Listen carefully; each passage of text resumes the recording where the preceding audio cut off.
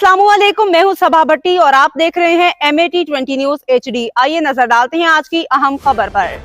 नाजरीन, अब रुख करते हैं दोमेल अटक की तरफ, जहां से हमारे district bureau chief Mohammad Altaf Tahir की रिपोर्ट के मुताबिक इमाम बारगाह कसरा इमाम हुसैन अलैहिस्सलाम में सालाना मजलिस अज़ाब सिलसिला शहादत इमाम जाफ़र सादिक अलैहिस्सलाम ज़ेर तमाम ज़वार मुश्ताक अहमद हाजी मुख्तियार इनकाद पजीर हुई, जिससे मुल्क नामवर ज़ाकिरीन सैयद तसव्वुर अब्बास शाह पहल, ज़ाकर गुलाम अब्बास हमीदपुर सयाल, ज़ाकर वासिफ मशहदी रावलपिंडी, ज़ाकर ओन अब्बास पहल, मोहम्मद अली हसनैन और ज़ाकर सफ़ीर अब्बास काज़मी दोमेल ने फ़ज़ाइल मसाइब मोहम्मद व आले मोहम्मद बयान फरमाए।